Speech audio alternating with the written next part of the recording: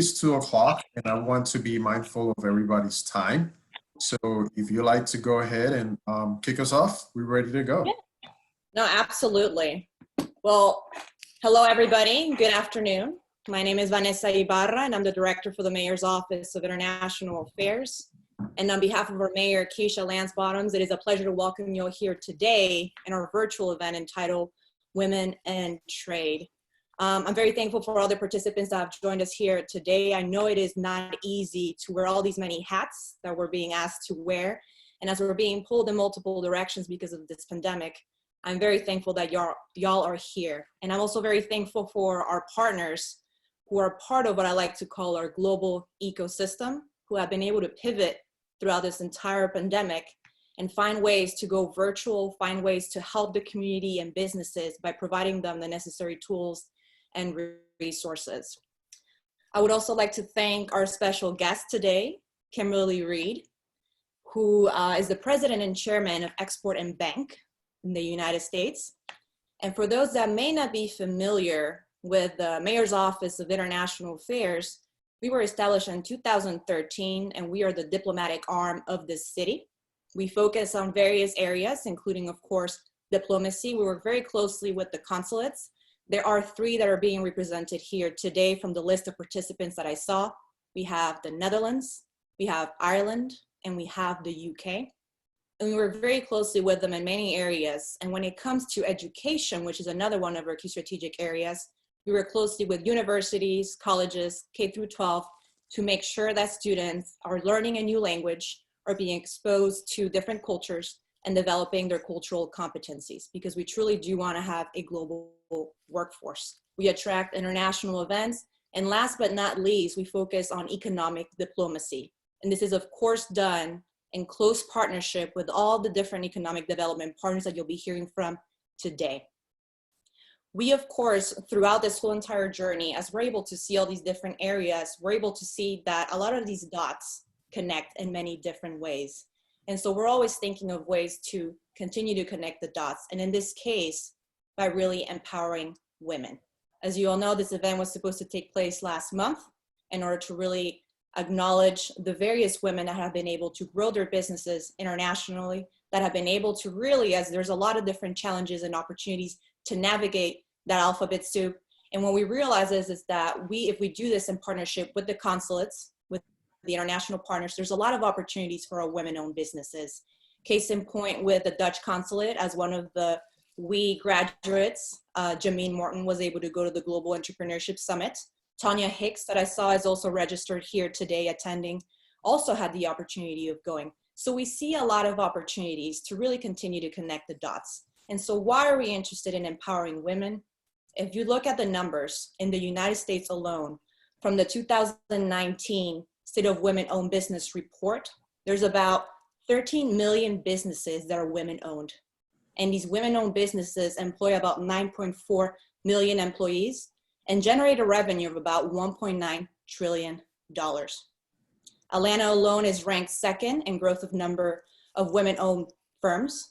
And a lot of times what we hear is, and from what we've looked at the data, is that a lot of them are looking for more support from the community in order to be able to lead their businesses and grow. And when we think also about exports, we do know that if you export, you grow 20% faster, 20% higher wages, and 9% less likely to go out of business. Of course, we're being mindful and knowing that a lot of things have changed with this pandemic, and we were able to adapt and make sure that there are additional resources and tools to be able to empower these women-owned businesses to be able to continue to thrive. So with all that said, I've had the opportunity of traveling with some of the speakers that you'll be hearing from today. We've gone on trade missions. They're very passionate about the work that they've been able to do. And you'll see that it's a lot of different businesses, a lot of different areas, whether it be around water, virtual reality, chocolate, cyber. There's so many different areas, and women are really leading the charge in that way. So we're very proud as the Office of International Affairs to be able to partner with you all and with the various partners that are providing these resources and tools for businesses, not only women-owned businesses, but with businesses overall to thrive. So with that, I'll hand it over to you, Cesar, and thank you so much for having us all here today. Well, thank you, Vanessa, for the introduction. And I do want to echo your comments. Let me start by just thanking all of our panelists and then thanking our attendees.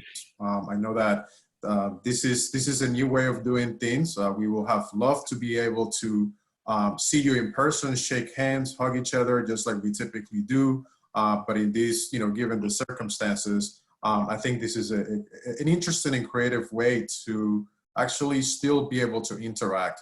So in the interest of time, just some housekeeping items before we get started.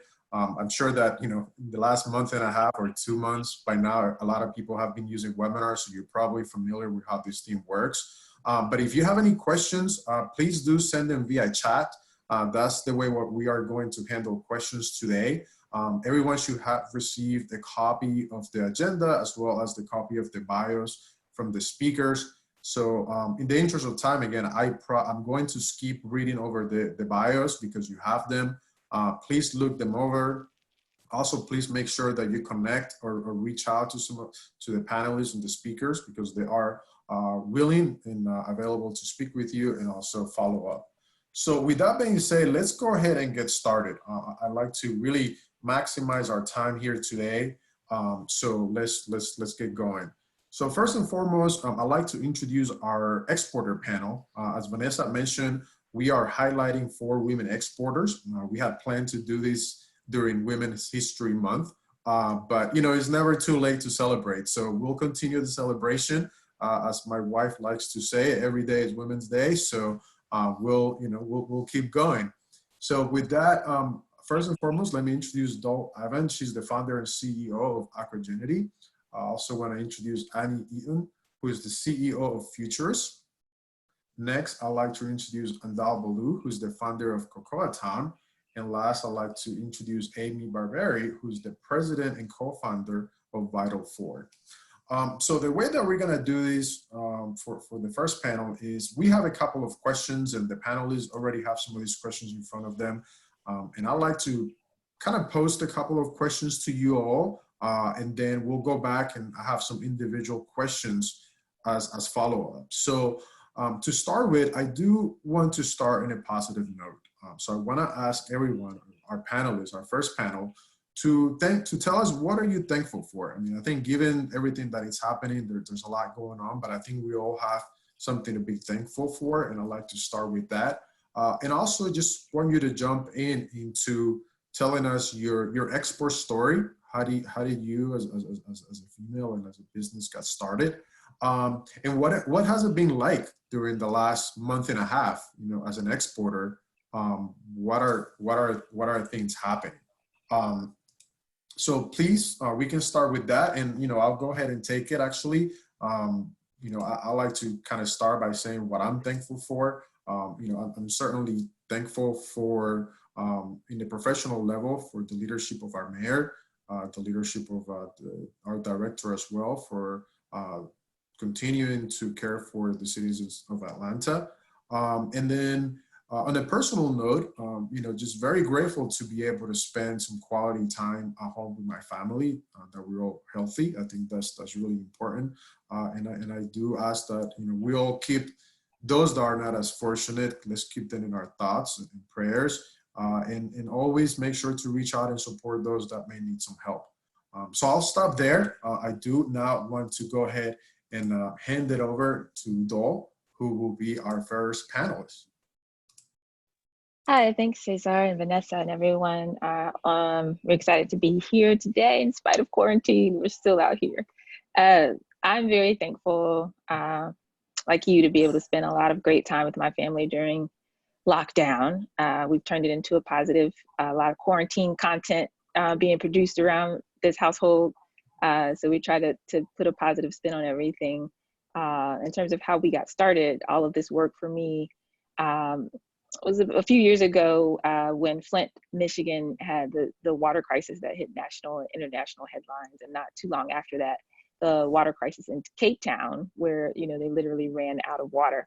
And as a data scientist, I was putting all the pieces together, and most people kind of saw it as political issues and were upset with their local governors and leadership, but it's really a data problem. We're just not tracking the fact that by 2030, there'll be 40% greater demand for clean water than there is supply for the first time in human history.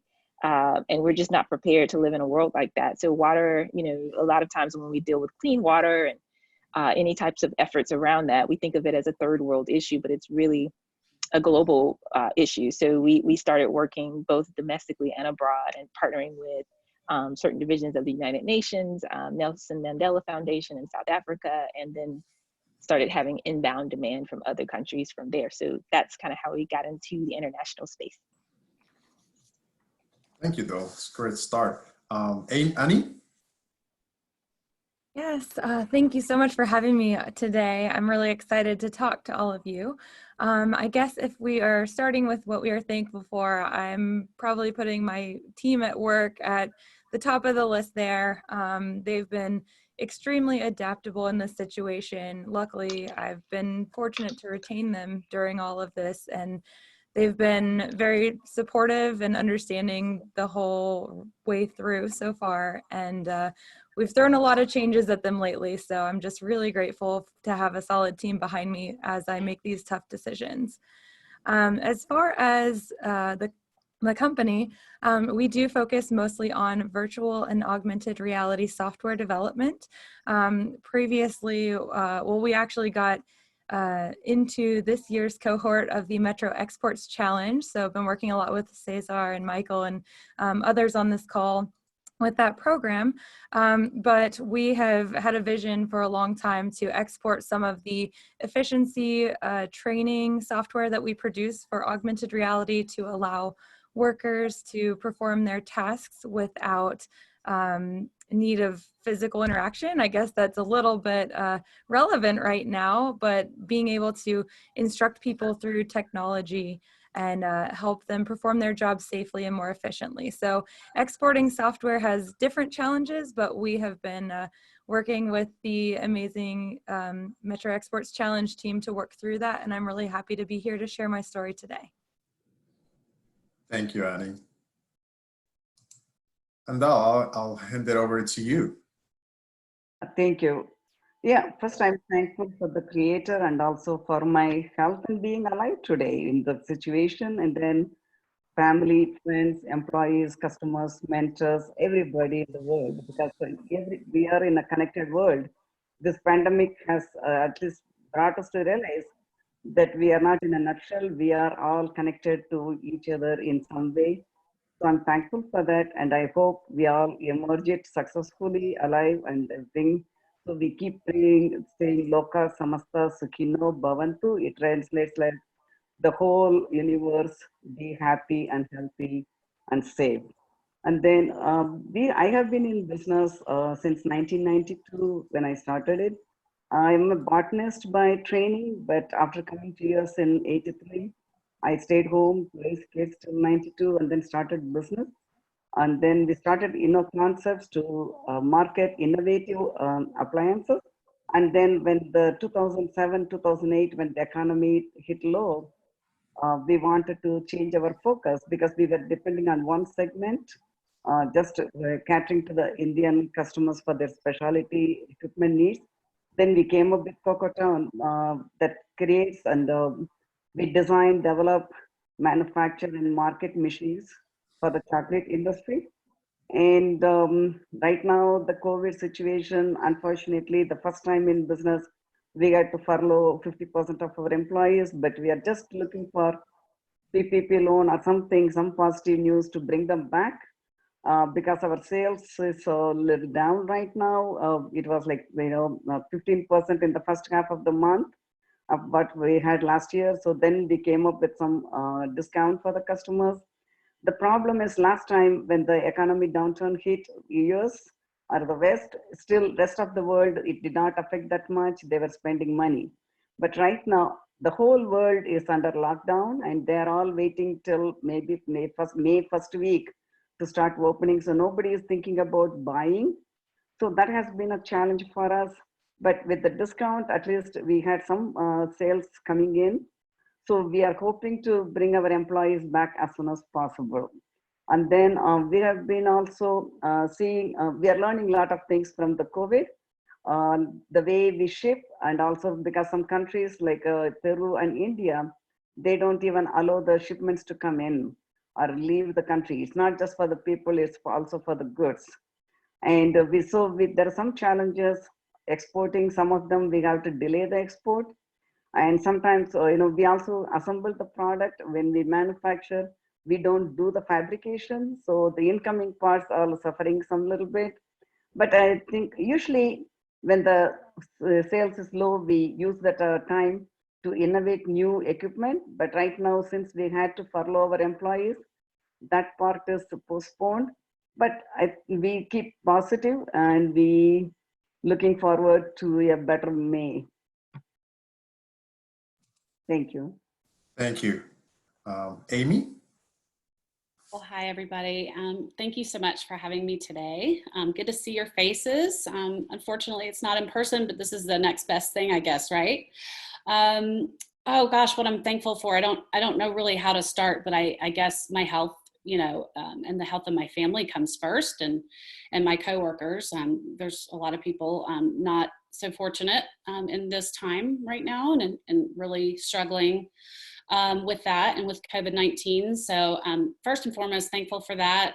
I'm thankful for my children's health as well, and they've been at home with me throughout this, and they're teenagers, so it's been a little challenging on that end, but very enjoyable, especially getting some bonus months with my college-age daughter. And just thankful that my business is still here. That we had, some good years to get stable before this happened. Just very grateful for that, and grateful for the opportunity to be able to work from home. There's a lot of businesses that if they're not there and on the front lines, then they can't do their work. So those are the things I'm thankful for today. And as far as Vital Four is concerned, we, from an export perspective, our business is global, and compliance and risk right now seem to be super important to companies across the world, especially when it comes to, fraud in particular right now is at an all-time high. There's a lot of people taking advantage of what's going on. And that's unfortunate, but, I'm fortunate to be in a business where we can provide technology and data to companies that can use that information to help protect their employees, to help protect their customers, and to help protect, just business in general. And so we're very fortunate to be, in a business, in an industry that's pretty darn relevant right now. And so, although we are facing some challenges, we are grateful that we have, a broad, customer base and do business all over the world. I think that's really helping us at a time like this. Great. Thank you. Thank you all for those words in your introduction. I do want to pose a couple of more questions, really, and kind of open it up to all the four panelists. And then again, we'll go into more detailed questions about each of your companies. But I want to talk about what you're doing now, but also want to kind of think back as to what you've been doing. And the first question is about resources, right? As exporters, I would like for y'all to just kind of talk about what are the resources that you've used, right? Let's kind of, again, let's think about prior to COVID-19, in a normal world. What were you doing? Who were you interacting with? Georgia is actually very well positioned as one of the states with one of the most active and proactive trade promotion initiatives led by the state, the Metro Atlanta Chamber, and the other economic development agencies.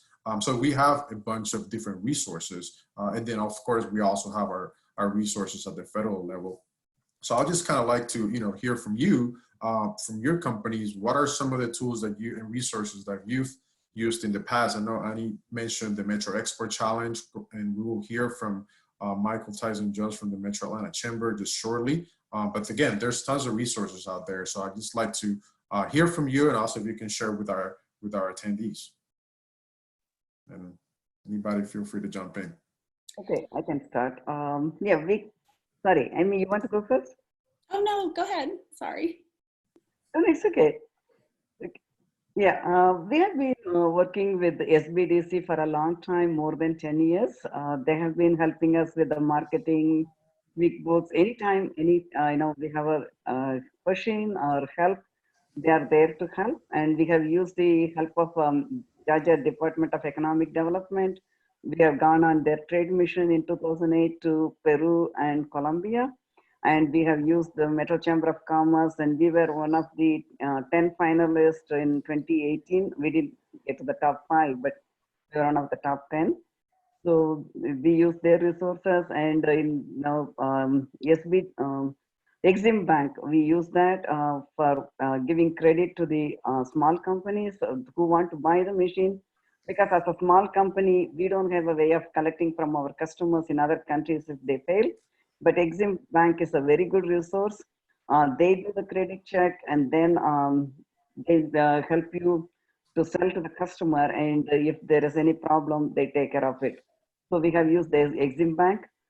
And right now we are spending a lot of time attending a lot of seminars and webinars and Zoom, because we are trying to learn more about PPP and EIDL and see how to go. So that's what is taking a lot of time right now. Thank you. Thank you. Amy, you want to go next? Oh, sure. Yeah. Yeah, I was just going to say, prior to COVID-19 and throughout COVID-19, we've really used our resources at the Metro Atlanta Chamber. They've been really great at sharing our news through their daily newsletters. But even before that, just been a great supporter of Vital 4, a great connector in our city. Probably while I'm sitting here today, started there, and then, just branched out through all the other support mechanisms throughout the state. I would like to say also, we've been working with the UGA, SBDC to try to obtain our women-owned business certification prior to all this as well, and also working with Mario there to connect us with prospects in other countries. So if we have a potential prospect in another country and we might not have a contact into that particular company, they're helping locate a contact for us and make a warm introduction, which is really helpful there. We've also worked with Michael Thiessen Jones as well. Thank you so much for all your help. The resources that they provide for us, webinars and things like that, have been really helpful, especially when it comes to getting our website and our marketing materials ready for export, and really kind of putting our best foot forward as far as being a international provider of services. So that's been helpful as well. I'm sure the Cobb Chamber has been very helpful with us. They actually introduced us to the bank that helped us with our PPP loans. So that was really wonderful. And also the Georgia Chamber as well, which through them, we're working with a large healthcare provider right now to provide some services in our response for the COVID-19. So before, during, and after, we will be continuing to work with these resources. And that's some of the things that we're doing. Great, thank you. Annie, do you have anything you'd like to add? Sure. Well, I think the biggest resource is, of course, going to kind of stem out of the Metro Atlanta Chamber stuff. Amy couldn't have said it better. Michael and everyone over there has been overwhelmingly supportive to us. Really started just having a relationship with them probably 4 or 5 years ago, and it's just evolved into a great relationship, and now introduced me to people like you. So through that program, we've had access to so many individuals, as well as larger resources like webinars and different online platforms at the city, state, and federal level. And then prior to that, just because we were working on getting our software ready for exports, we had gone through a few different more so online resources specific to making sure we were going to be compliant with privacy regulations. But I feel like before we got into the program with the Chamber, it was more so scattered approach, and this has been a really great opportunity to be more cohesive and targeted about how we're going to or how we are exporting as a software development company. Great, thank you. Hey, Dol. There we go. There we are. Yes. So everybody, I think, has said it really well already. Metro Atlanta Chamber. That's how I met Vanessa, and got connected to your office. We went to Barcelona, did the Smart City World Congress last year.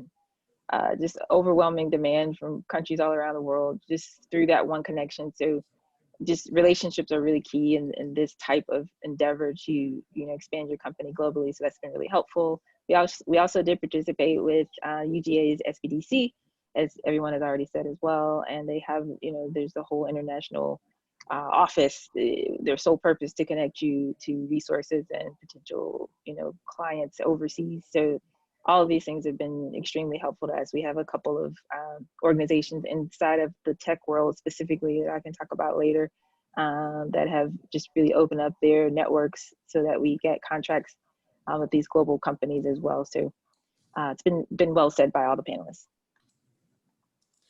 Great, thank you. And I think that, so you're right. What we're hearing is Metro Atlanta Chamber, the Georgia Department of Economic Development, our partners at the state, XM Bank, the UAGA, SBDC. And the good news for the attendees and for those that haven't had the opportunity to interact with them is that you will hear from them in just a little bit. So you'll have the opportunity to hear about these resources. And we are, fortunate enough today to have the chairman of the XM Bank with us, Chairman Kimberly Reed. So you'll hear from her in just a little bit. But I want to just pose a couple other questions for you. And I noticed that there are some questions that are coming in through the chat. So we'll go through those at the end of this panel. But from a female perspective and as a women entrepreneur, I want to get your thoughts on what is that like from as an exporter, right? How is it any different? How's it been doing business abroad? Are you facing any challenges? What's been the most rewarding part about exports? I think a lot of people, when they hear exports, they, especially those small companies that are just getting started, get a little kind of taken back. But the reality is that, again, and I think we're fortunate here in Georgia to have this variety of resources that it's not that complicated for our businesses to get into the world of exports. So I'd like to get your thoughts on that and kind of, again, what has that experience been like for you? Annie, would you like to go next first? Sure. Making sure I'm off mute. Yeah, I'm happy to talk about that. I guess if the question specifically focused on challenges I've encountered or how it might be different for women entrepreneurs to handle an exporting situation, probably it wasn't shocking because I experienced this quite a bit anyway, being in the tech space as a woman business owner, but just a lack of representation in some of the events I've been to. And also I know that there are challenges obviously in the United States, but some potentially more harsh stereotypes in situations abroad that I've experienced. One of which was a couple of years ago, we got into a program in Spain, and it was for tech entrepreneurs from other countries. They were inviting us in to present, and it was kind of like a pitch competition.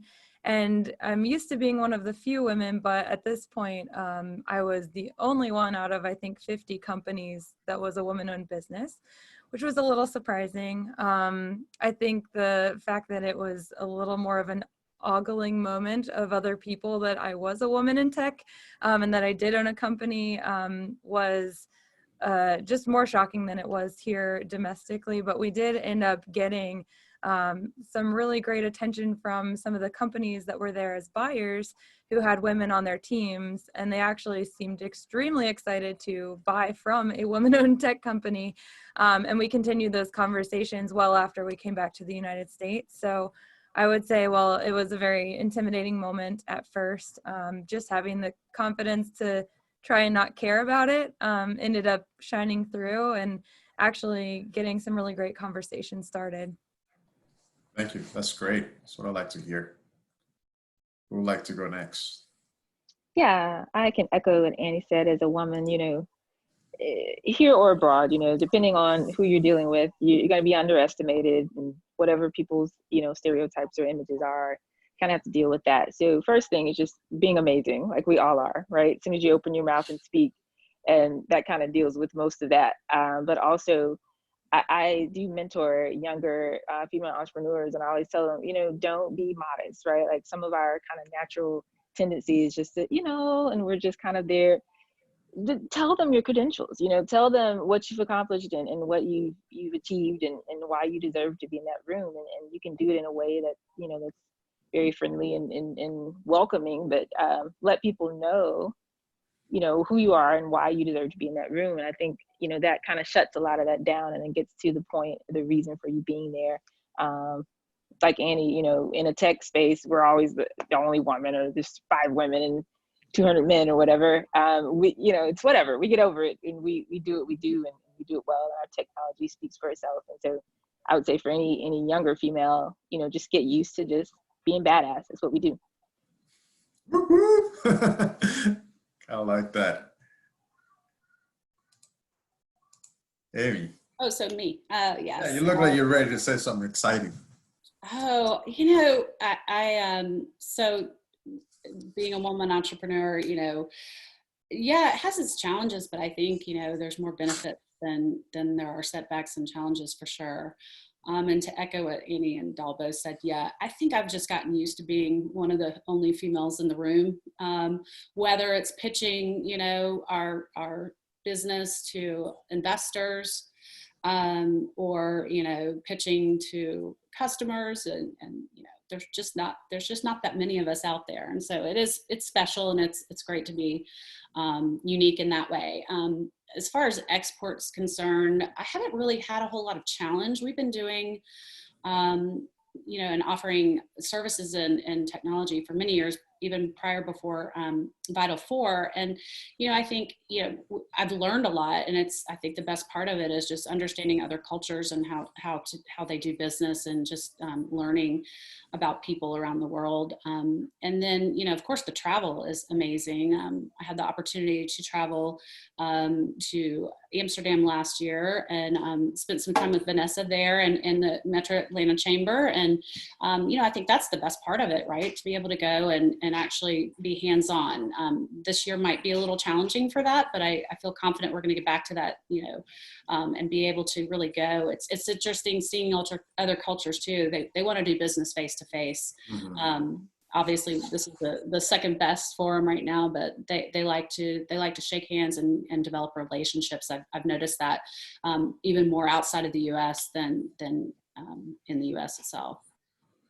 Thank you. And may I just do a follow-up question for you real quick? So, and I think Annie and Dahl kind of touched on this, but what advice would you have for women entrepreneurs that are out there and they're kind of thinking the same, how do I get out there? This is not for me. This is a man's game, or I'm going to face challenges. What would you say to them? Well, I'd just say turn them around and use them to your advantage. Absolutely. And like Dahl said, just be fabulous and walk in with confidence and own your credentials, and don't let anybody intimidate you out of that. And surround yourself with really good people and really smart people, and those things will kind of fall by the wayside. So that leads me to my next question. And again, I'll pose these to, so sorry, Andal, would you like to add anything? My apologies. Problem. Okay. Yeah, as a female entrepreneur, I didn't see any hurdles. I would say only thing is when I started the business, because we were selling the kitchen appliances, I went to the manufacturer and I told them I need to learn how to fix the machines and service the machines. And he said, because it's 1992 in India, and then they didn't know any women working in, the handling the tools. So they were surprised. They said, "You are a woman. Are you going to repair?" I said, "Why not? If I go do the business, I have to be able to support the customers, because that time my husband was doing a full-time job. So he wouldn't have time to help. He can help a little bit, but he won't have time to do the day-to-day operations." So I went and learned. And then the other hindrance I see is not as a woman, but as a culturally, because in India, we were taught to be modest and don't toot your own horn. But when we came to US, when you got into the business, they say, if you don't promote yourself, who is going to talk for you? So you need to talk about yourself. That was the biggest challenge for me to overcome, to talk more about myself.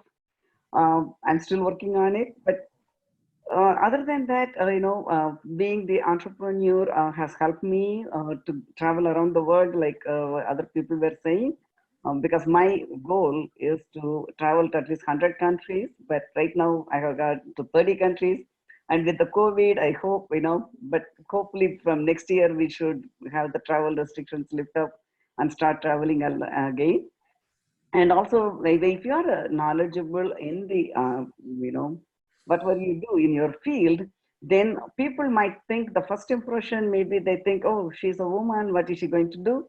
But once you start talking and once you know, tell them that you know the subject, then they pay attention.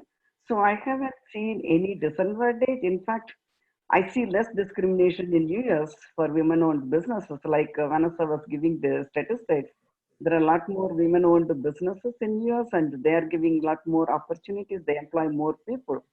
And also, when I started the appliance business, that was a one of a kind. But I'm proud to say, like, other women followed my footsteps. There were other 3 or 4 Indian women got into the same kind of appliance business. So I was,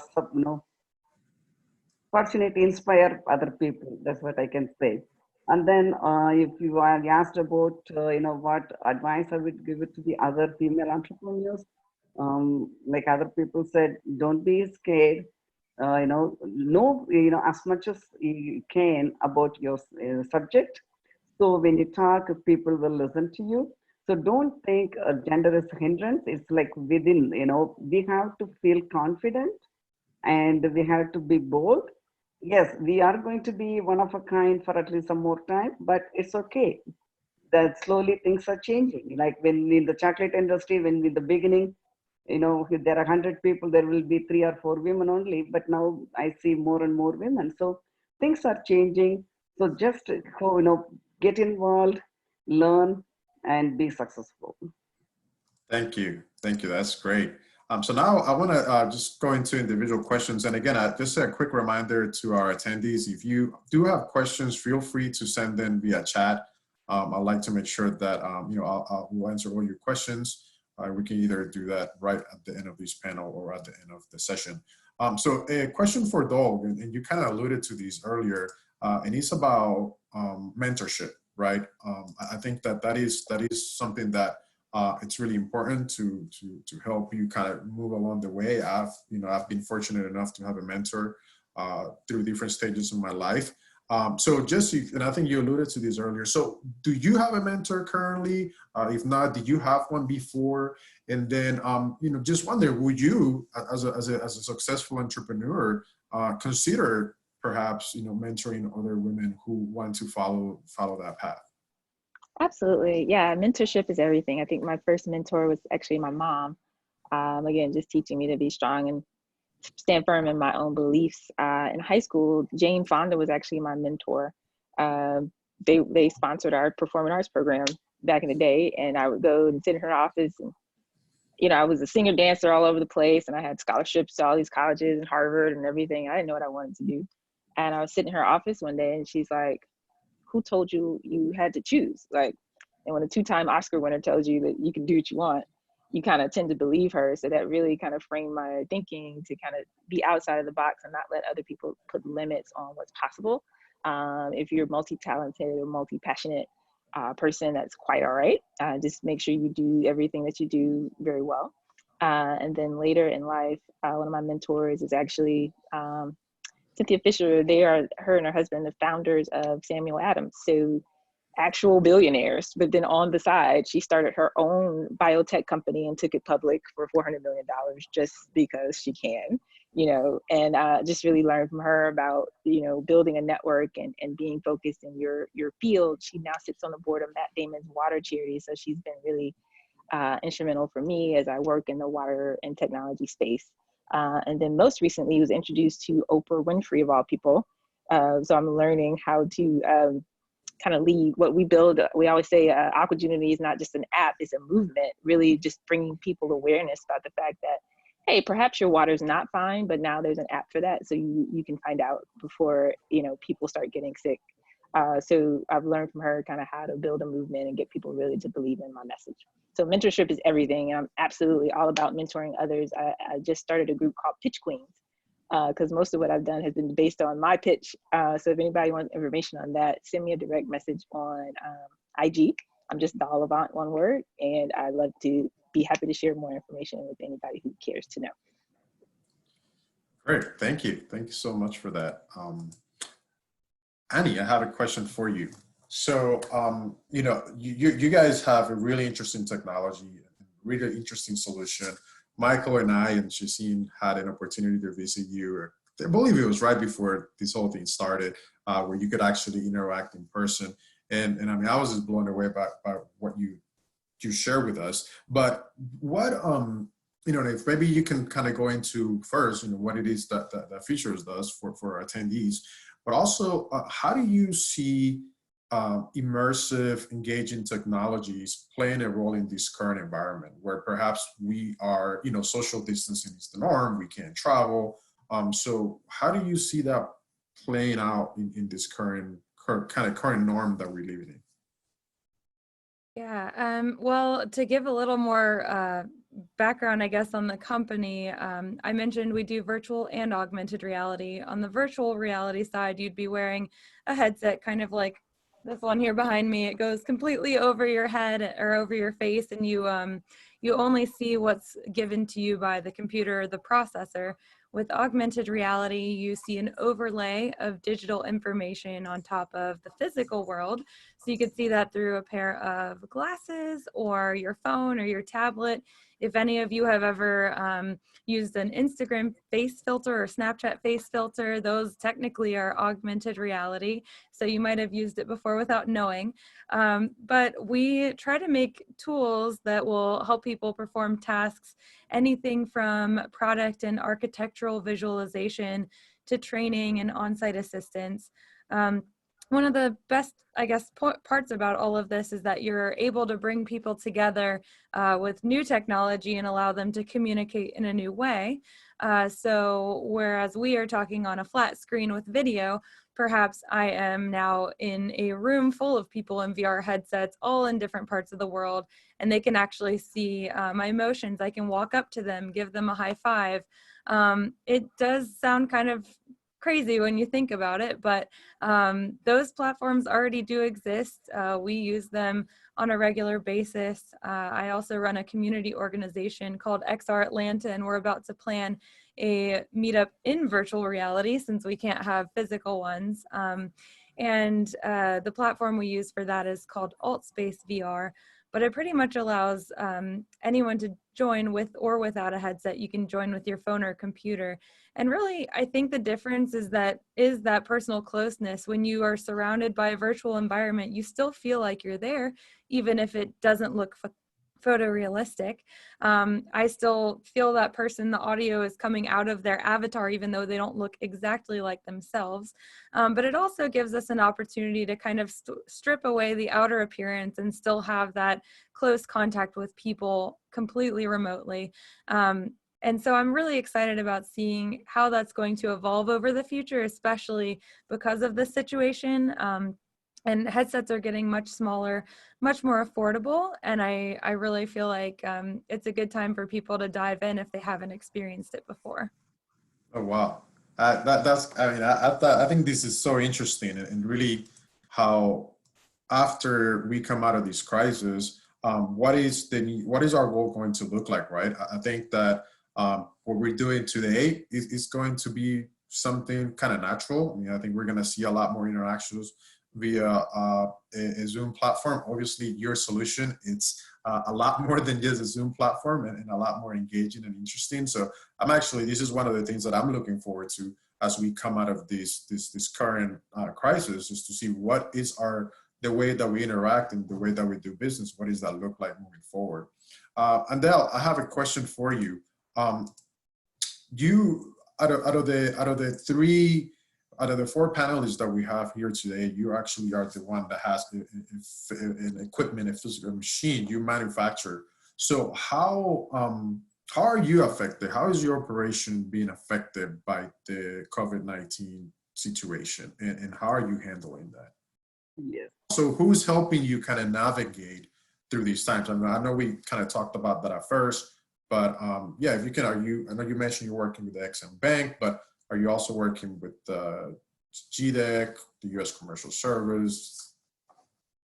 No, see, right now, we just applied for PPP and waiting to hear from our bank. And originally they said don't apply for more than one bank, so we just waited. But then they came back and said we can apply for more than one bank if we don't hear from them. So we applied for the second one, but still we haven't heard anything. We are waiting. So the difficult decision we had to make was furloughing some of the employees. The other thing, yes, we have to have a physical product. We have to manufacture. We have to assemble. We have to get all the parts. Right now, what we are doing is we just have a couple of employees come 4 hours, once or twice a week, and they just assemble what needs to be shipped and then ship it. Whatever the pending orders, like, before the COVID started, we had some orders because usually we have to customize the machines for that particular country or for the particular customer. So some of the things were not completed. So we are trying to, sell all the, or ship all those pending orders. And right now, we are still worried about the cash flow. So we are waiting for it. We didn't apply for EIDL. Then yesterday we decided maybe we should look into it. And then we found the news that temporarily the website is closed. So we are waiting for it to reopen. And yes, it's affected a little bit, but we are hoping, unfortunately, we are a one-of-a-kind business because we make this specialty machines. So our customers understand that everybody is going through the tough times. So they are willing to wait for us to make it and sell it. And then the other thing we are doing is, like I said before, we are based on innovation. We would like to innovate new machines, but right now that is delayed because of the furloughing. Yeah, and also we are learning a lot more things about export. Now there are more guidelines and more paperwork that we need to fill up and more cost associated. When originally we gave the shipping code for the customers before the COVID, we did not take into account. But now there will be some setback for, till we learn. Then we always learn from something, right? So like I said, in 2007 and 8, when the economy downturn came, we were selling successfully to one in market, the Indian market, the machines. But then when the downturn came, we thought about it, and then we started Coco Town, where it's not limited geographically anywhere. We can sell all over the world. And also it's a unique, innovative machine. So when we started it, people asked that, what is your market share? We said, there's no market. We are going to create the market and then sell it. So we were fortunate to do that. So now this COVID is again giving us some, to think about what else we can do differently to branch out. Now we are on one industry again for the chocolate industry, but we are trying to find some uses for some of our machines for the other agricultural products. So that we are working on, but we are trying to find who we can contact the agricultural sector to market our machines for the small farmers. For example, we have a machine called Winnover that separates the skin and the nibs from the cocoa beans. But somebody from New Jersey called and they said they are in recycling business and they wanted to peel off the plastic from the milk cans. Like when we recycle, there's a plastic can and then there's a plastic paper that with the printer of the milk, company and all the information, but they wanted to separate that thing. So Balu could make some changes to the machine and he could use the Coco Town machine to, separate the plastic, very light, very, very small difference in the weight, but still we could efficiently separate it.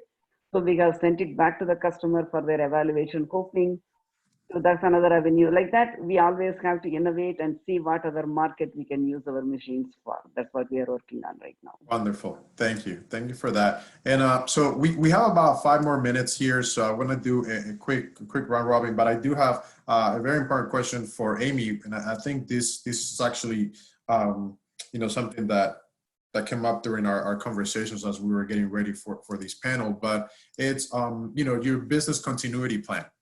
You did mention that your company had one of those in place.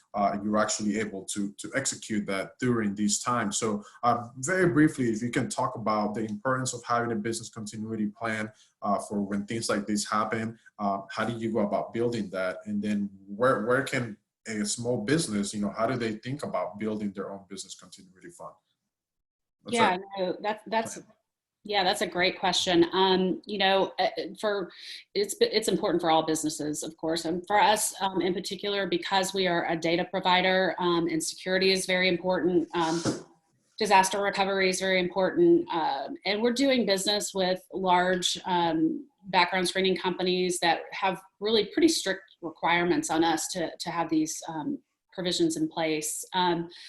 But we're very grateful that we did have this a solid business continuity plan in place when we went. When COVID-19 hit, we took action pretty early, and it was wonderful because we were able to flawlessly execute.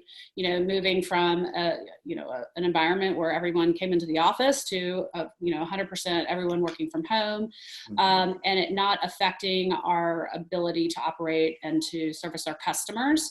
And so, I'm just grateful that we had that in a really, a solid plan already in place, and we were able to get through that and execute it. We have a customer, a very large customer, global customer, that unfortunately did not have a solid plan in place, and it affected their business quite a bit from a revenue perspective, because their employees couldn't get into the offices, couldn't get their laptops, didn't have the ability to work from home. So that was a major issue, and thankfully we were kind of able to swoop in and help them there, and assist them with that, so that we could take a little bit of the pain away. But it just goes to prove that it can affect your customers, it can affect your reputation, it can affect your bottom line with your revenue. So really having a solid plan in place, no matter what type of business you have, is really important. And this proves why. We never would have thought this would have happened, of course, but natural disasters happen, and things that are just completely out of our control, and having a backup plan in place is very important.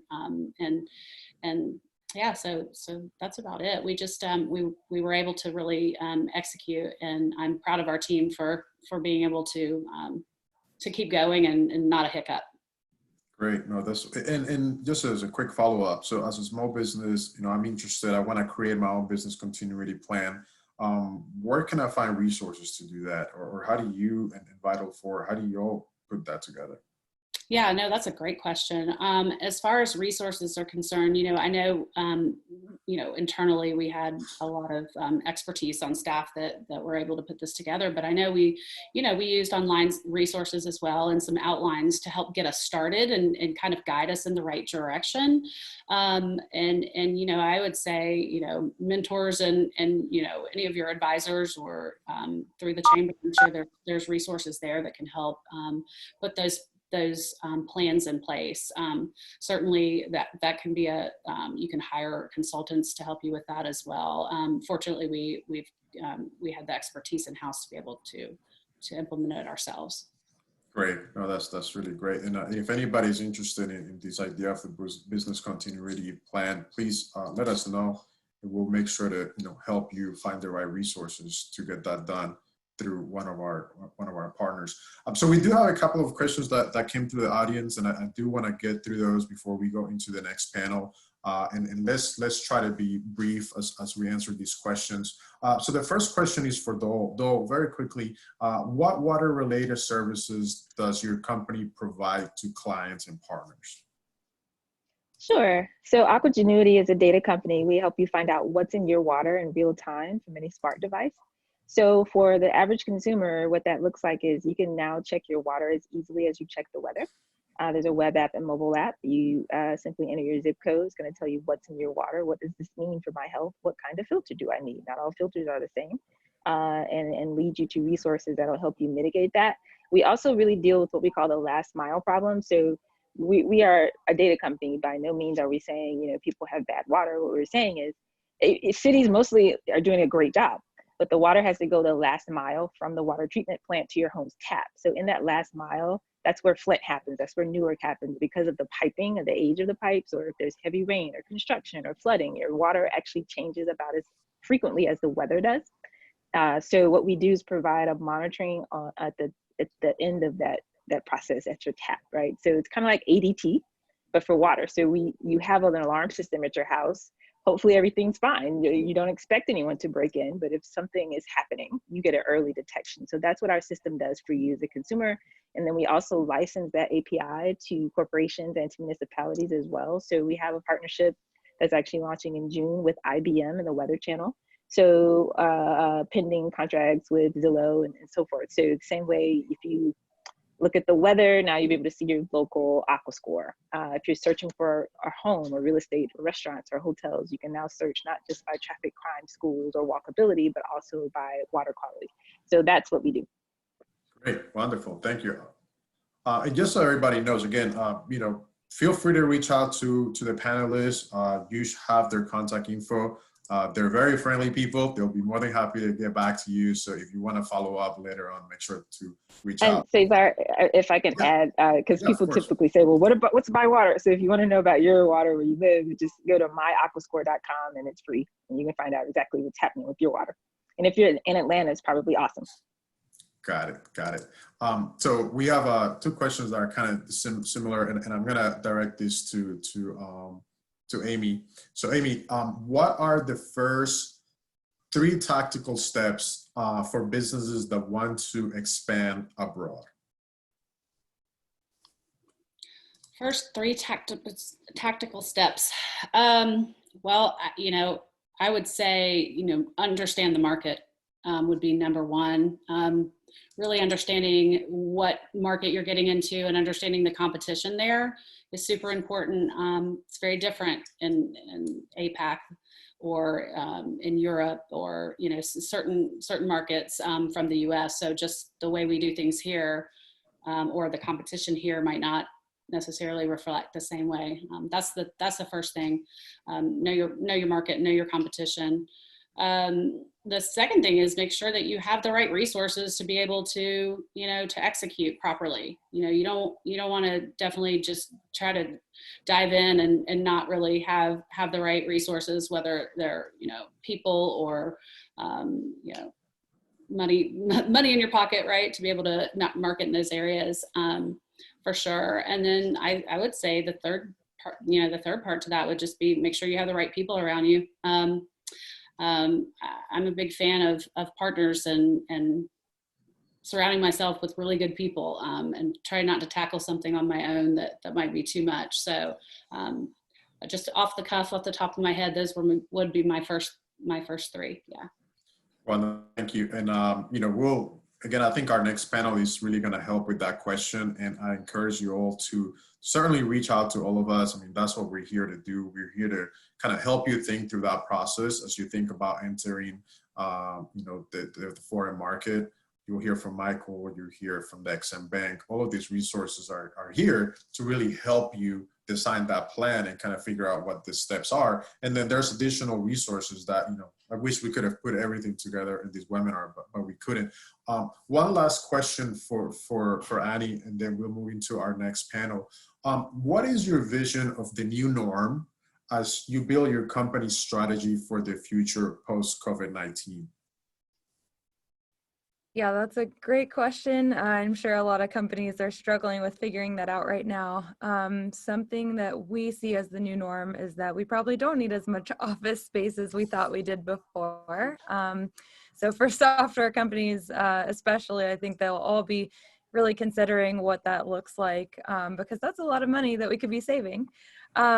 Second, we are now doing a lot more effort into developing products that are ours that we can license out. So previously, the first, I guess, 5 years of the business was very much focused on providing custom software development to huge companies, many of which can no longer pay for our services right now. So instead of having a more of a SaaS model product that's at a lower price point, a one-to-many type solution, we're very focused as a business on these huge projects with companies that sometimes last multiple years. And while those are great when they're flowing, they can disappear really quickly and take a lot of money with them. So I think the new norm for us is really focusing on solutions that we can create ourselves and own and license, which is one of actually the main focus of this year.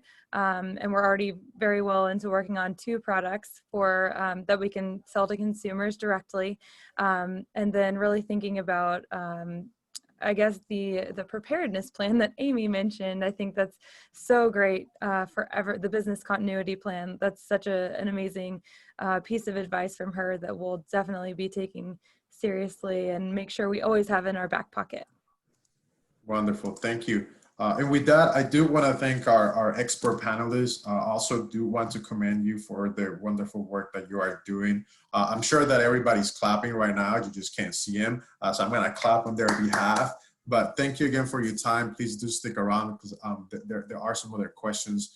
With that being said, and just I know we're running a little behind here, but I would like to now take this opportunity to introduce Chairman and President of the Export-Import Bank, Mrs. Kimberly Reed. She'll provide some brief remarks and then introduce her colleague who is going to talk about the resources that the XM Bank has available. So welcome, Ms. Reed. Thank you for joining us. Good afternoon, and I'm so happy to be here with all of you. And Caesar, I want to let you know what I'm thankful for. So you asked the first panel, but I want to be sure I get to share what I'm thankful for, if that's okay. Of course. And that is, I am thankful for all of the women exporters in our country. And I am thankful for XM because we fill the gaps at challenging times like this. And thanks to some great leadership, including from Senator David Perdue, who was on the banking committee to oversee XM's historic 7-year reauthorization. We now exist through 2026 to give certainty and clarity to the world that they need to be buying the great products that folks like the first panel shared with us. And to Andal and Amy and Dahl and Annie, I've looked at your websites and they're all great. And I just really want to applaud what you're doing. So my best wishes to everyone. And I really appreciate Mayor Bottom's timely discussion on the important role that American women play in our nation's trade. And thank you again to the Mayor's Office of International Affairs. And why am I so enthusiastic about this? I'm the first woman chairman of the Export-Import Bank in its 86-year history. And you all have an invitation when we're able to travel again to come visit us in Washington. But it's just really great to be working with colleagues, especially in our Women and Minority-Owned Business division at XM, and great folks like Tammy Maxwell and Nicole Woods, Nikki Shepard, and India Walker that allow us to reach out to folks like all of you. So with that, I want you to know that small business is something that we're also committed to. As part of that reauthorization, our mandate goes from up to, I believe, 30% of what we do. We can support $135 billion of financing at any one time. And everyone knows this for all the big deals we might do, but we do a lot of small business deals all the time. We provide export credit insurance, working capital, loan guarantees, important tools to allow our small businesses to thrive. So we have a goal of making sure that 30% of that $135 billion helps people like you. And we know that in today's country, in our country today, only about 15% of American exporters are women-owned.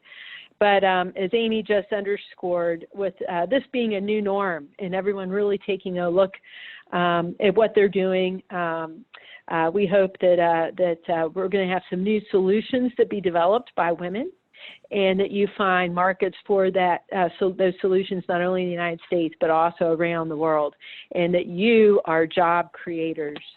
So it's even though things are tight and tough right now, I think the future is going to be really bright with women entrepreneurship. So with that, EXIM is one of an array of federal and state resources available to assist women business owners. These resources are especially important at times like this when the commercial markets are so volatile. And we're working with our exporters, our lenders, and stakeholders to respond to COVID-19. I don't know how many of you have been on Export-Import Bank's website. I don't know how many of you are current partners of ours and stakeholders of ours, but please go to exim.gov and take a look.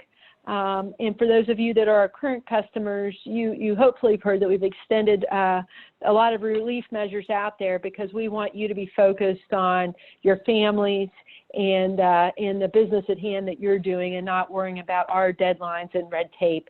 So we're doing a lot of outreach, and of course you're welcome to reach us at any time directly. We want to be very helpful to you.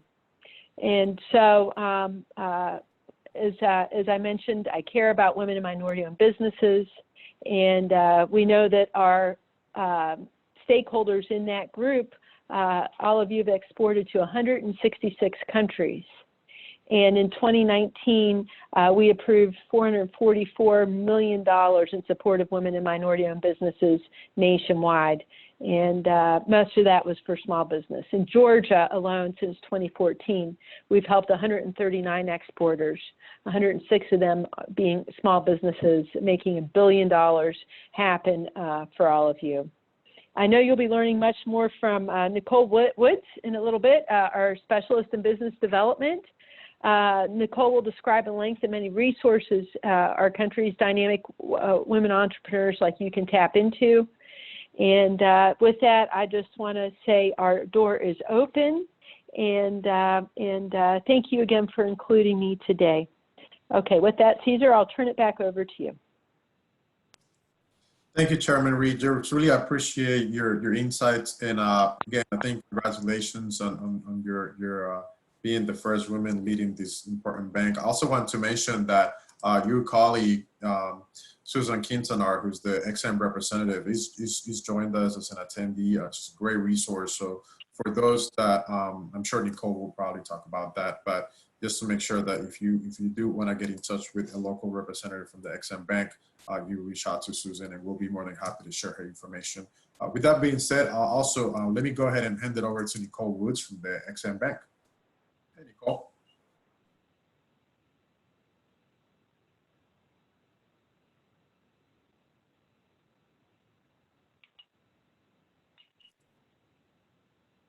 Hey, Nicole, we can't hear you. All right, so let's maybe just to kind of keep things going. Once the audio comes back from Nicole, maybe we'll go. Oh, can you guys hear me? Yep. Okay, great. Thank you, Cesar. Sorry about that. I'm not so good at the Zoom application yet. Okay, so I definitely want to first thank you, Cesar, and your team at the Mayor's Office for this opportunity to participate in the webinar today. And as mentioned, I work with XM Bank, but I specifically work on a minority and women-owned business team. And we are actually, I want to make this point that we're extremely grateful to have leadership like Chairman Reed, with her being the first female president and leadership that we have. And, you know, she's truly made it her mission to not only support the bank's outreach to minority and women-owned businesses, but she also makes time to directly engage and raise awareness, which has truly made the difference since she's come on board. So thank you to Chairman Reed as well. Now, just to add to Chairman Reed's remarks, I'd like to just provide a little bit of background on XM Bank for those who are not familiar. I'll try to be brief here. XM is a federal agency. We've been around for over 80 years, and we are the official export credit agency for the United States. So that's an important point because that means that there are about 90 plus other countries that have their own export credit agencies. And these agencies are providing financing and tools to their local businesses so that their local businesses are able to compete in the global marketplace and they're able to win deals. And that's what we do at XM for American exporters. So in short, we're stepping in when the commercial markets are unable to do so. And we're providing financing tools that help exporters to be successful. So especially during times like right now when things are uncertain, there's a lack of liquidity from commercial lenders, and private credit insurance groups are also pulling out of deals because they're unable or unwilling to cover short-term or medium-term international transactions.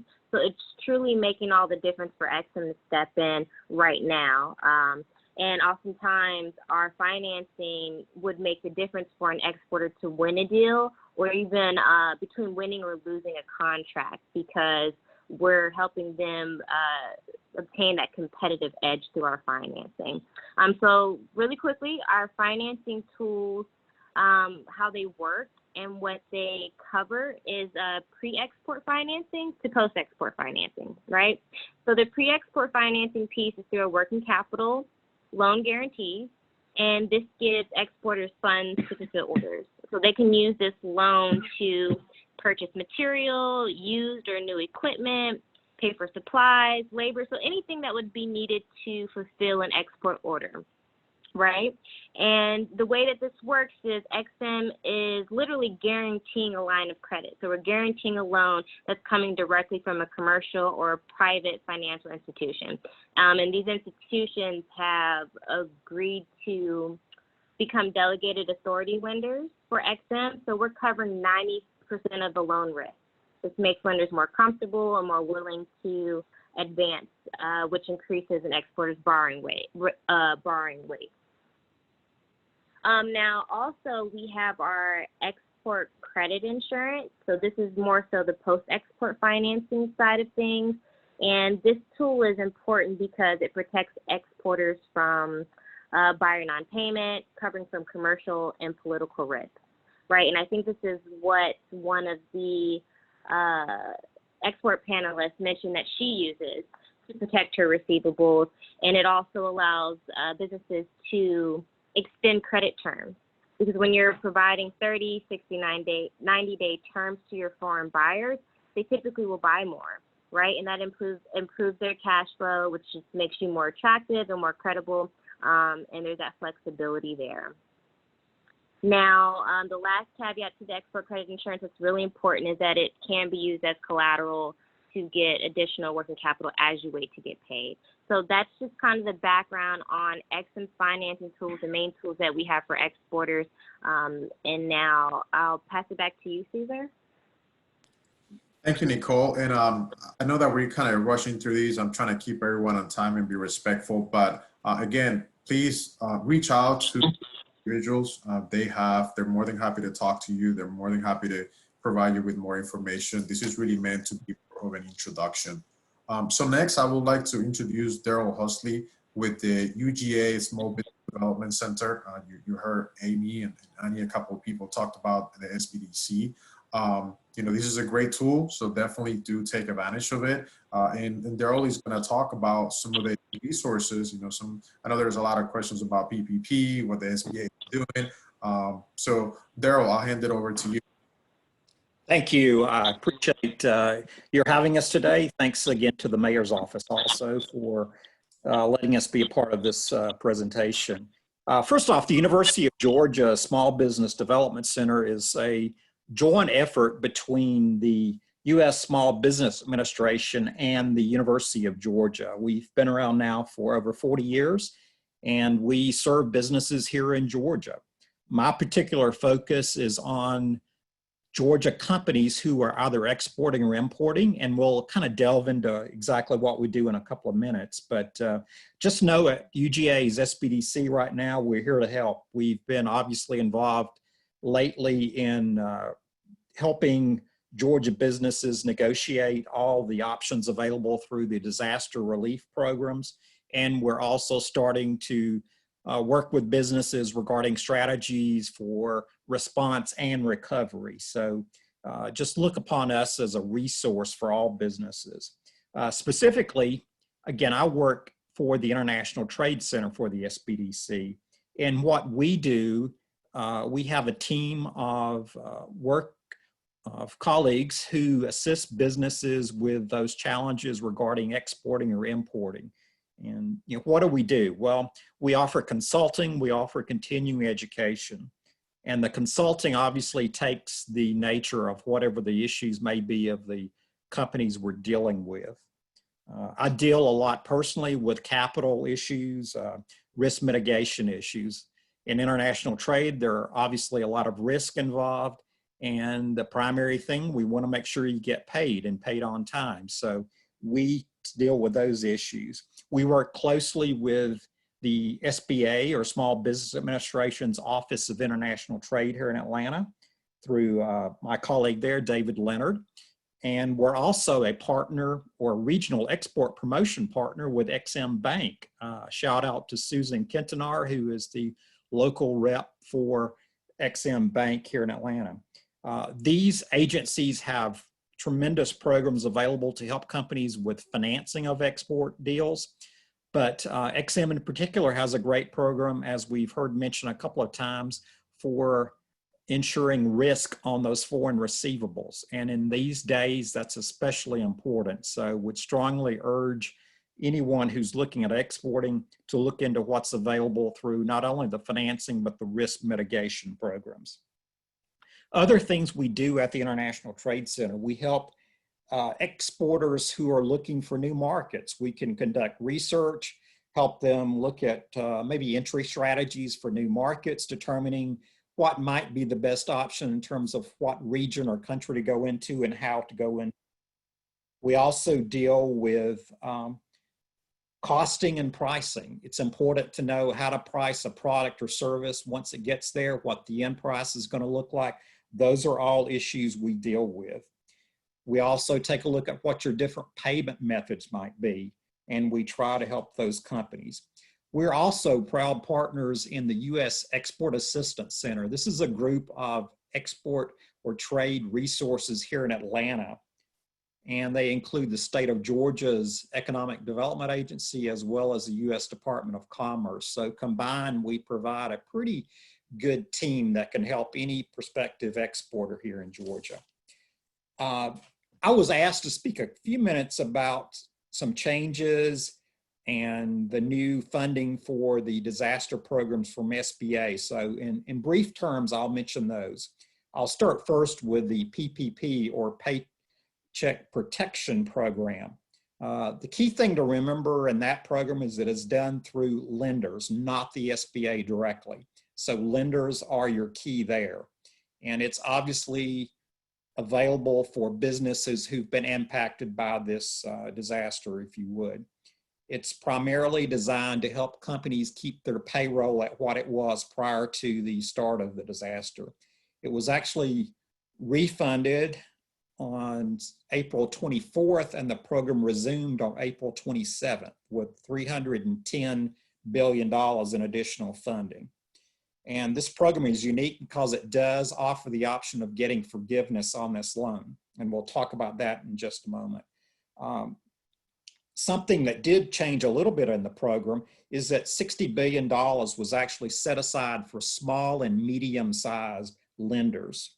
And realize lenders in this program, they could be banks, non-bank lenders, credit unions, fintech companies. So there's a whole array of lenders, quote unquote, that are doing PPP loan. On the SBA's website, you can find a list of all PPP lenders here in Georgia.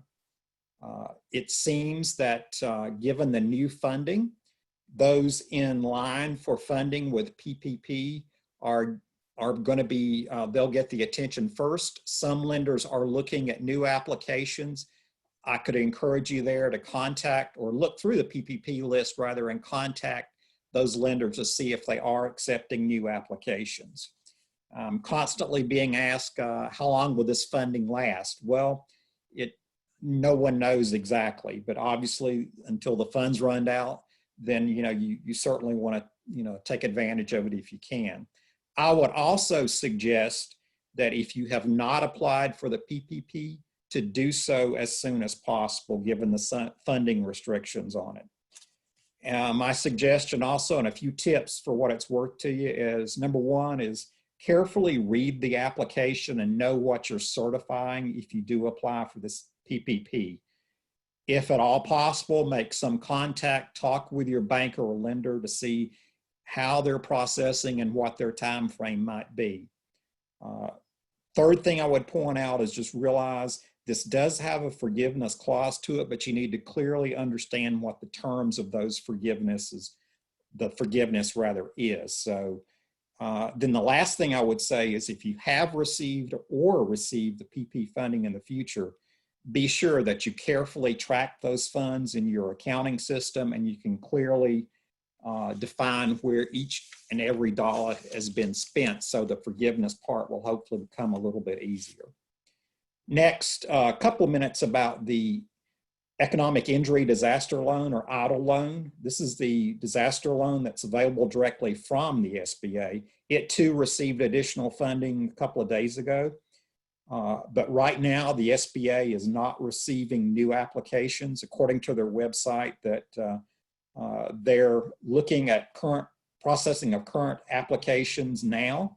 And I would assume that if new funding becomes available, or rather the applications that they're receiving now do not deplete the funds, they will look at new applications in the future.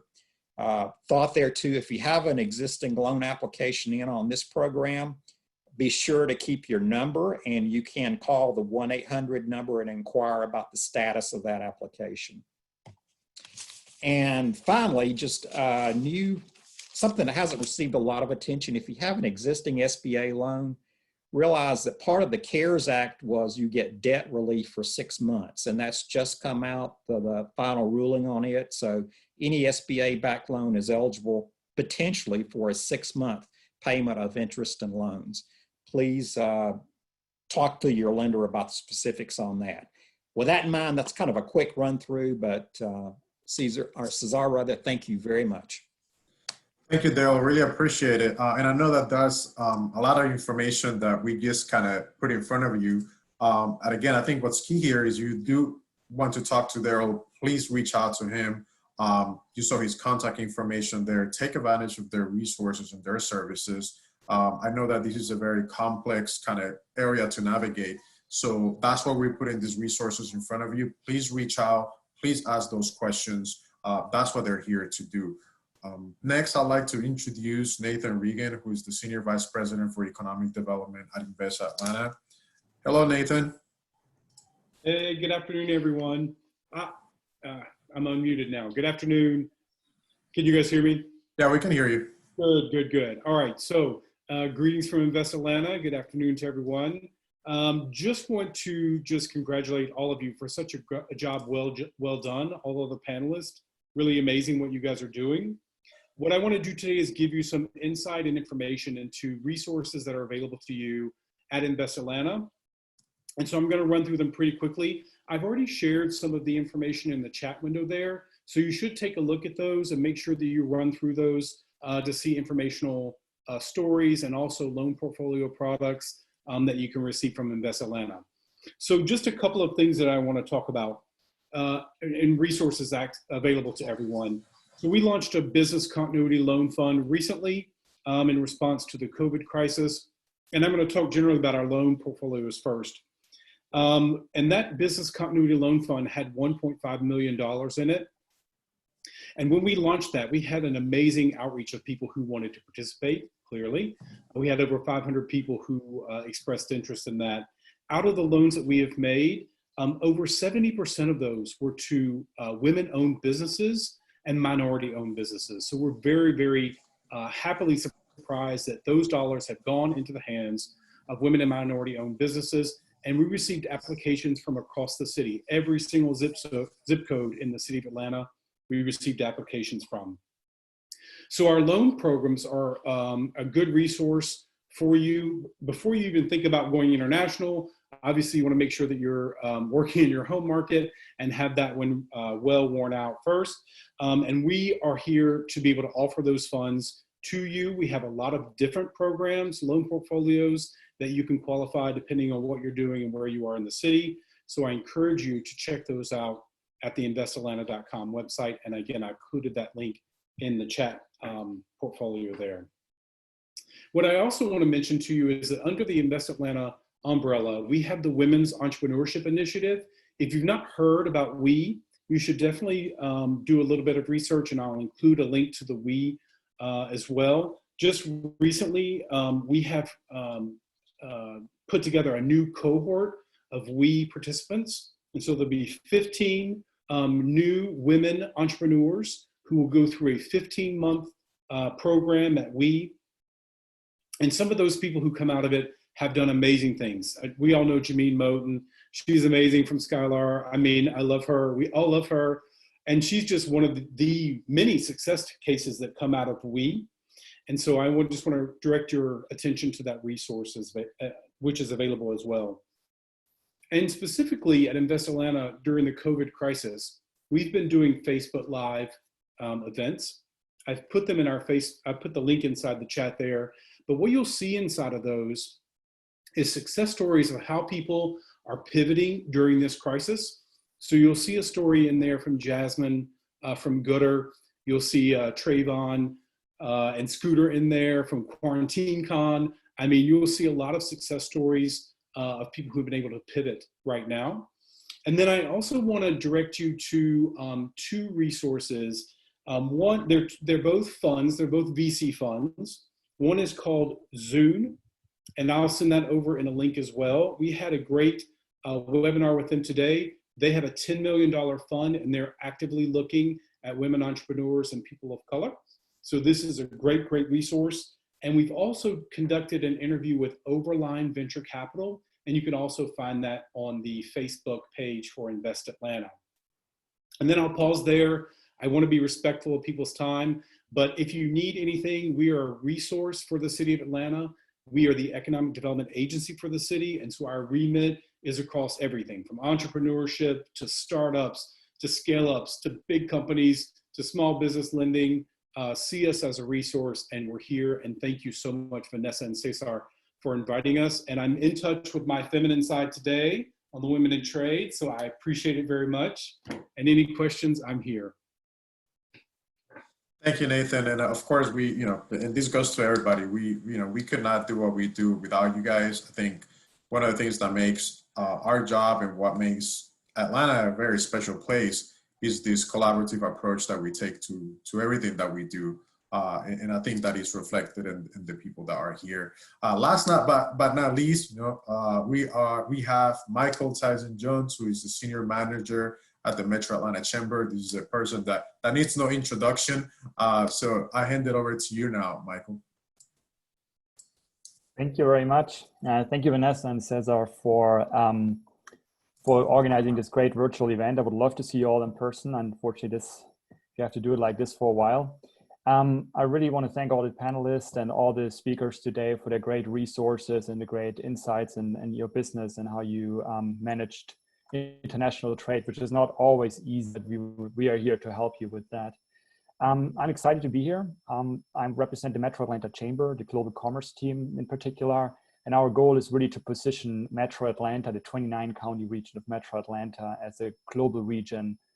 We do that by focusing economic development, public policy, promotion, and of course this crisis right now has shifted a lot of our attention, but our main objective is still to support and represent Metro Atlanta companies, small companies to big companies, everyone here in the region. I want to really briefly talk about two of the larger initiatives that we are involved in as the Chamber, and then also how this crisis impacts our trade programs right now. So on a larger scale, we are part of the task force to restore Georgia's economy with the Chamber in general, and whose goal is to provide a blueprint for how our state might accelerate recovery in a fiscally responsible and practically achievable way. And on the second largest strategy is really the launch of the Global Health Crisis Coordination Center, GHC3, which has been in the planning stages for over a year and will unite a coalition of corporations and nonprofits towards the goal of assisting public officials real-time problem solving and coordination during health-related crises. So we have received initial funding of $1 million from the CDC Foundation and Microsoft. So those are two of the really big initiatives that are going on. On a daily basis, our team collects and vets information from around the region and the country, and we send out daily trend reports that inform companies about new developments in the region. So if you're interested in receiving them, please let me know. I can put you on the mailing list. We are all involved in a lot of different efforts in our different departments, but I want to talk a little bit about how this crisis impacts our trade programs in particular, especially since that's the focus of the event today. And really one area that sets our chamber apart from other chambers around the country is that we have a dedicated global commerce team that focuses, among other things, on growing international sales for companies in Metro Atlanta. And some of the panelists already mentioned the Metro Export Challenge, which is the largest export grant program here in the region and has supported 100 companies with over $500 million over the last couple of years to really grow their international business. So that's definitely a resource to take advantage of. We have administering the grant for the last 4 years, but I think what really makes this program special is that it's a truly regional program. Companies and partners that are involved in this initiative are the Mayor's Office of International Affairs, the Georgia Department of Economic Development, the District Export Council, our economic development partners in COP, DCAP, Gwinnett and Forsyth, Delta Airlines, and then also the U.S. Commercial Service, Exim Bank, and the Small Business Development Center. They all are part of this program, either by sponsoring, by being a partner, supporting through services. So we're really grateful for that. And I think it's a really wonderful example of the collaboration we have here in this region when it comes to help companies exporting. Of course, the crisis has impacted that program as well, especially the way we operate. And we really work closely with our partners to address the disruptions caused by canceled trade shows or travel regulations and so on. One thing that we did over the last couple of weeks was stepping up our business outreach together with the Georgia Department of Economic Development and our local partners to really connect exporting companies to new ways of growing international sales while they can't travel. This includes introduction to training programs, hosting educational webinars, making virtual introduction to our network abroad. So there are many alternative ways we can really help companies to start exporting or growing their already existing export business. Another area would be export compliance. We have for many years run an online application system for companies here to certify export documents, including certificates of origin, commercial invoices, and so on. So this whole process can be done electronically for companies that need it. A turnaround time is less than 24 hours. So if you have any questions about that, we can assist on that part as well. And then we have also partnered a lot with our other economic development partners around the region to really consult on the loan programs like the EIDL and the PPP program that Daryl mentioned to really make sure that the companies take advantage of those federal opportunities. And last but not least, I would like to say, I think we'll definitely see an impact on sales and how companies approach international sales in the next couple of months. But I think this situation right now really offers the opportunity to really get your ducks in a row, to really start working on the foundation of your export business, work with all the partners around here. The Georgia Department of Economic Development has a lot of free resources that you can use regarding market research, work with some of our partners on website globalization, export compliance. There's so many resources out there that you can do, that you can really use right now. Yeah, with that, thank you so much for giving me the opportunity to briefly talk about these resources. If you have any questions, feel free to reach out. You will get my contact details in the follow-up emails. Thank you, Michael. And thank you, everybody. I know that we're 3 minutes behind. And as Vanessa knows, I like to stay in time. So I'm going to start wrapping things up here. But I did want to point out to a couple of things. Nicole did share with us through the chat feature the relief programs that the Exim Bank has. So make sure that you check out that link, and I will make sure that you get that on the follow-up email as well.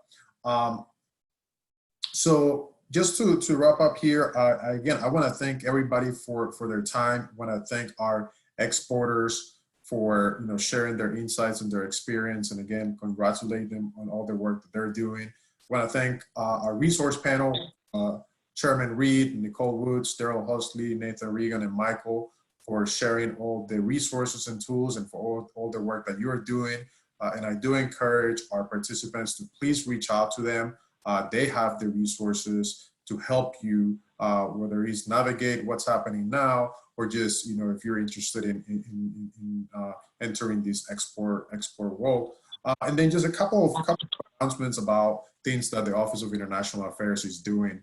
We are, as part of our trade promotion initiative, we are going to be having more programming. I mean, you may be familiar with our Passport to Export conversations, which took place in partnership with the Metro Atlanta Chamber and others on a quarterly basis.